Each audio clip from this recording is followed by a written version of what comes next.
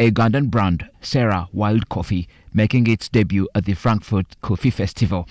Trading in a market 9,000 kilometers from Mount Elgon, we tracked down the farm down in Kapchorwa in the east of Uganda, where these precious beans are grown, and this farmer tells us the secret behind that success. History rooted in the traditions of coffee growing. This has been it's a COVID product, 2020, so it's not very old, but we have a trace of our grandfathers who are in coffee.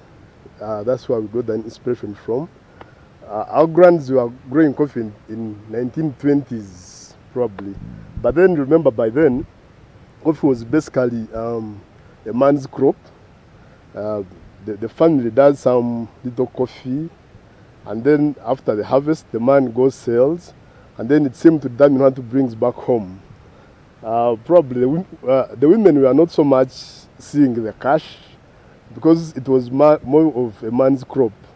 So I think that's why at some level we lost it, because we never saw the value of coffee ourselves, because our fathers probably are taking the big portion of it. And it's hitting us now recently that a big number of people are now venturing into coffee, not because of the passion they have at heart, but because of the value attached to it currently. Now the question would be, what if the prices fall? Are guys going to keep in the industry? That's quite tricky. Yeah, so this is a product that you have to grow with a passion and love. Organic coffee farming, very capital intensive. For this grower, it was out of scratch. And yes, growing coffee on the rock, pure magic. This land was bare. We created most of this soil. Kapchorwa is a hill, a countryside, and this land is low-key. So by the time we came in, there was a lot of soil erosion. But we wanted the product. So we created most of this soil. We would even get soil from the Kapchorwa, rather from Karamoja, then we bring it here. But also we did a lot of mulching, and a lot of, we are planting also a lot of the castor oils to keep the soils firm. This is a model farm, an export-only processor. Many, like him, require solid government support in sending quality beans in the global markets. Our coffee, most of it is an export. We do export. Not that the exporters outside will need the quality, but also the Ugandans, they will need to drink the quality coffee. So if it's well dried, it gives you a better product. So if the government maybe would look into those areas where we have the dry spell, like the climate change has hit everyone, they look into those areas of irrigation, but also the drying part of it. How are people drying this coffee? So if we can have the solar dryers. And then an old age problem of shortage of extension services outside this farm. Outgrowers are in dire need, he says. Currently they are giving us the wet mills where we do the herring from. It's very good. We have one that we are given by Uganda Coffee Development Authority. It's supposed to help the whole community. But I'm telling you, we don't get the community guys coming to do with us.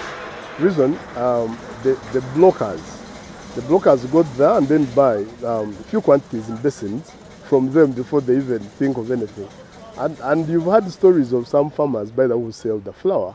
So people are like they want a quick money, like they want it quicker so that they maybe facilitate their needs, but they're losing out on the real thing, which is, I mean, they're losing out on the real money, where the money is. This crop earns the country top dollar, but prohibitive certification costs, for instance, could be keeping many out of the real business. 20th and 21st, Sera Wild Coffee is exhibiting in Frankfurt, Germany.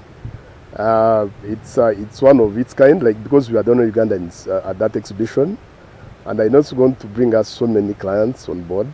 But getting market outside definitely is not easy. One, as we are doing pure organic, and getting the certificate of organic coffee, first of all, it's very expensive.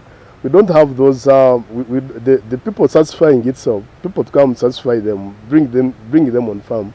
We have to fly them from Europe. You bring them here, so it's quite expensive to get those certifications. And then the diseases. We meet Isaac, who does research and tracks tree health. For the last 3 to 4 months, I've been studying this plant and seeing how the mealybug actually affects the coffee. So one of the things, if you want to identify a mealybug is mealybugs have this whitish, cottonish thing around the root system. And if you are to look at just down here, you see the heavy presence of the black ants. And the black ants actually see these mealybugs as food. Now, when a coffee plant is infected or infested with mealybugs, normally the visible signs you see is the yellowing of the leaves.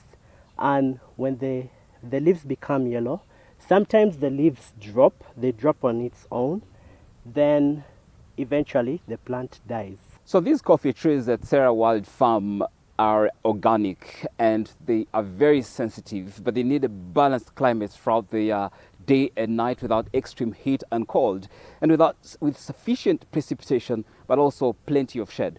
This region we're in here can get very, very hot, meaning the trees are going to be affected not only by climate change, but also crop disease. And that's where government investment needs to be. If you're going to meet the 20 million bugs target, you need to invest in irrigation first and extension services, reduce diseases on these crops. Then you can hit the export market. Malcolm Sime, NTV Business, Chemwa, Kapchorwa.